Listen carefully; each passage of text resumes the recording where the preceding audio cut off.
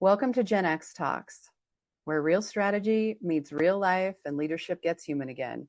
I'm your host, Jennifer Flynn, strategic advisor, reformed over functioner, and the sharp edge wrapped in silk behind some bold business pivots.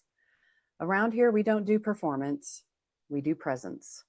We talk clarity, capacity, and businesses that finally give more than they take. So if you're still scaling, still showing up, and still trying to feel human, and like a little bolder, less filtered flavor, you're in the right place. Let's talk. Welcome to episode 1, when the vision you had starts to drain you. You built the business. You've got the great offers, products, services, the team, the legacy. And then one day you realized it doesn't feel like yours anymore. Maybe you're still hitting the numbers, but you feel disconnected. Maybe your calendar's full, but your energy's tanked. Today, we're talking about that moment of clarity, the one where you realize that the thing that used to light you up is now quietly, or not so quietly, sucking the life out of you. And more importantly, what the hell do you do next? So let's talk about something that no one really prepares you for as a founder. The grief of outgrowing the thing that you once loved. Because that's what it is, right? You had the vision, you built it, blood, sweat, and tears. And then something shifted, and maybe you couldn't put your finger on it. The business kept moving forward, but you started to feel more like an operator than a visionary. Maybe more like the maintenance crew than the creator. Here's what I want you to know. That moment is not a failure. It's feedback. It's a sign that your energy, your internal compass, your intuition, whatever you want to call it, is trying to reroute you. Here's your sign. It's not rerouting you away from success, but toward alignment. Because here's the truth. Businesses evolve. Leaders evolve. And if your business was built from a past version of you, one who is maybe proving or overperforming or trying to make everyone else feel safe, it makes perfect sense that it's starting to feel heavy. So here's what I want to ask. What part of this vision no longer fits?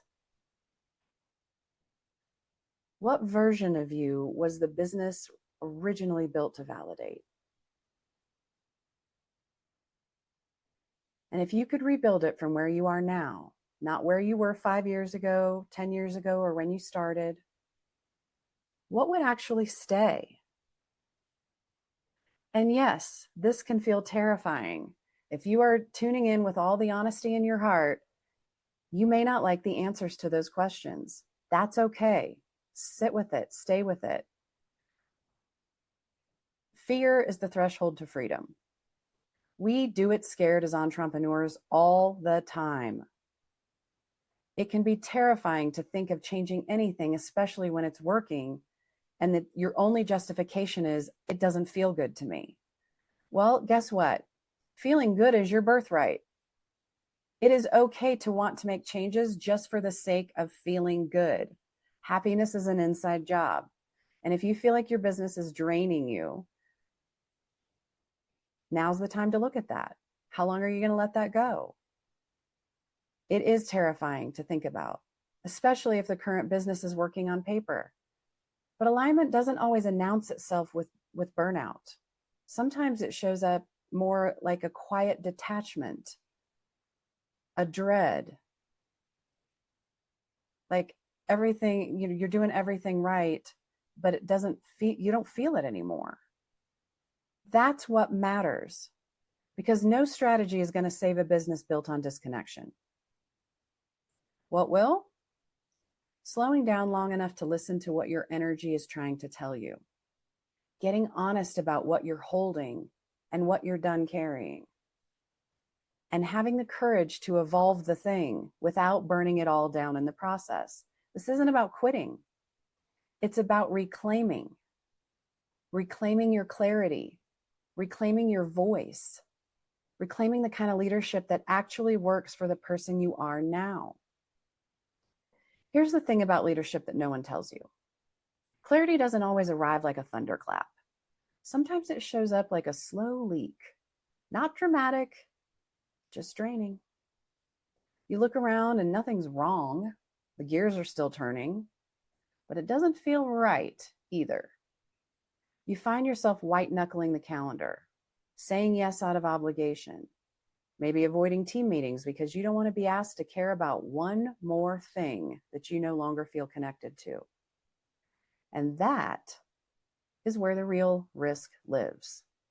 In staying too long in something that looks successful on paper but is quietly siphoning off your energy day by day by day. Robin Sharma says that your day is your life in miniature. Those things are going to stack up. And if you're not feeling fulfilled or even elated by your day to day, you're going to live the same day over and over again and call it a life. For the sake of what? I call this legacy drift. Now, you may have heard me talk about message drift in the Expansion Edit podcast. That is my slightly more filtered podcast. Here's a shameless plug for that. Give it a search. Same concept, different vehicle, message drift, but we're talking about legacy. So what's legacy drift? It's when the original vision you had, the thing that once felt like fire in your chest, becomes a machine that you're now in service to. You built the castle, but now you feel trapped in the tower. So let's talk about the mirror versus the museum. I am the master of metaphors. So here's one. I share this often with clients. Your business should be a mirror of your current self, not a museum of your past one. But many of us end up curating our businesses like a gallery exhibit. Offers from an era when you were proving your worth, messaging that made sense before you outgrew your niche, team dynamics that were designed around who you thought you needed to be to feel respected or safe. And the problem with museums, they're beautiful, but they don't move. So let me give you two real-life founder moments. Let's say founder A had a multiple seven-figure agency. Everything looked successful. But when we got into it, he admitted that he avoided looking at his calendar until Sunday night because it gave him low-grade dread, and it ruined his weekend. He was still showing up, but checked out, resentful, and felt super trapped by what he'd built. Founder B, same revenue, but every quarter checks his offers and says, does this still serve me as well as it serves the clients? He built in a recalibration rhythm so that his business shifts with him, not against him, so that we can make micro pivots as we go and we can look ahead and not behind. So guess which one is scaling with energy and income?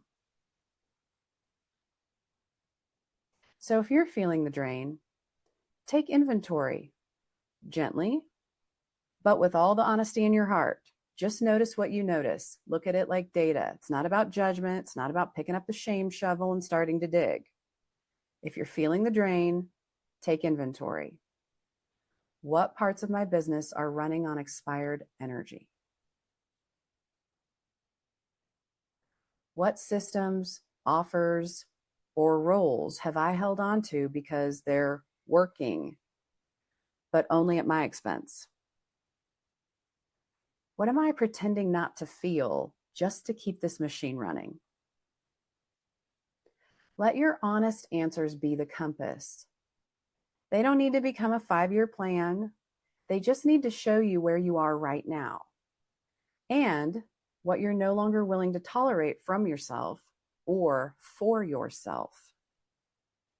So today, I want you to take 10 minutes to write or voice note, whatever format works for you. I'm no longer available for. Fill in the blank. Let it rip. Totally unfiltered. I'm no longer available for. Then I want you to follow it with, if I could build my business for the person I am now, here's what I would change. And do not let yourself get wrapped up in the shoulds. Do not should on yourself.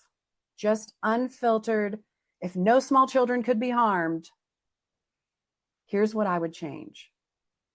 This is the kind of inner data that most founders skip. It's also the thing that they won't look at because it hurts. And it's the kind of clarity that saves you years of misaligned scaling. Next time, we're going to take this deeper because it's not just about offers or operations. It's about you as the energetic foundation of your business. So in episode 2, we're going to unpack why your aligned flow or client journey isn't creating the traction that you want. It's not just strategy, it's capacity, it's bandwidth, and it's a lot more human than any conversation path diagram is going to suggest. So if this stirred something, let it. Don't rush to fix it. Sit with it. Let it change how you move. You're building something that matters. Thanks for letting me be part of it. I'll see you on the next drop.